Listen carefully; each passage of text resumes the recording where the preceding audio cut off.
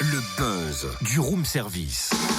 Le buzz du room service. Coup de projecteur sur un talent, un événement, une personnalité de Bourgogne-Franche-Comté. Cynthia, Ouais. est-ce que tu veux qu'on joue à Je te tiens, tu me tiens par la barbichette? Non mais t'es pas bien toi, hein. De 1, t'as remarqué, tous les deux on n'a pas de barbichette. De 2, on a franchement d'autres chats à fouetter à cette heure-ci. Mais Cynthia, tu te doutes bien que c'est dans le cadre du buzz. Ah bah si c'est pour la bonne cause, alors allons-y.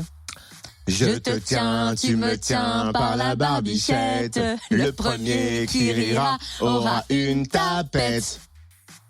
Ouais mais bon, on va pas attendre 2 heures qu'il y en ait un qui pouffe de rire, hein. On devrait plutôt entrer dans le vif du sujet. Oh là là, la barbe, on peut jamais jouer avec toi, c'est dingue. Ce petit jeu pourtant est un clin d'œil au championnat de France de barbe. C'est la 2e édition cette année. Et la finale, c'est samedi à Paris pour désigner les plus belles barbes et moustaches de France. Et si on en parle, c'est parce que 5 candidats...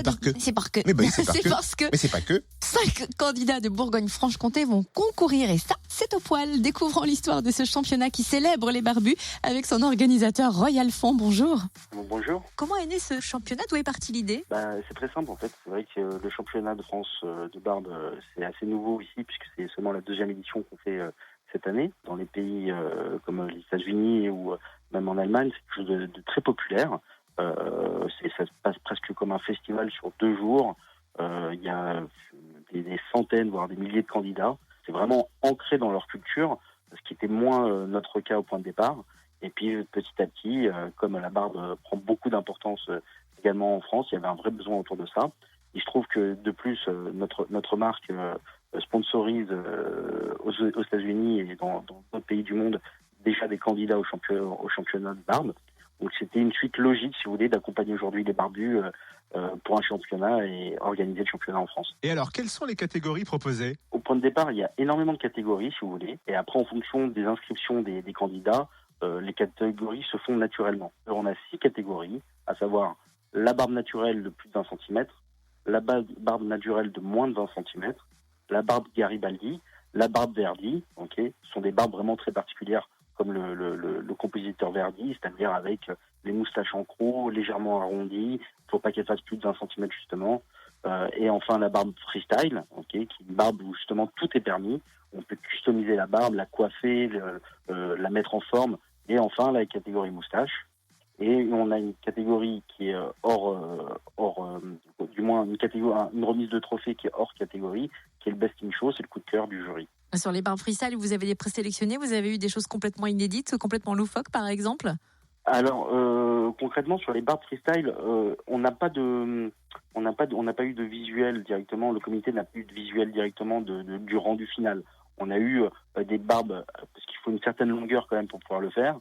Et après, ça va être justement la surprise au moment de la finale. Donc, ils n'ont pas été sélectionnés, si vous voulez, sur la coiffure qu'ils vont avoir, mais plutôt sur la densité de la barbe, déjà au point de départ, pour avoir quelque chose de visuel après, à la finale, assez intéressant. En Bourgogne-Franche-Comté, on est fiers, 5 candidats vont nous représenter. Et qu'est-ce qu'ils vont pouvoir d'ailleurs gagner? Écoutez, déjà, à la base, pour vous donner l'ADN du championnat de barbe, en général, que ce soit dans le monde entier, c'est quelque chose qui est avant tout très convivial. Les participants ne le font pas pour gagner quelque chose. Ils le font pour passer un bon moment.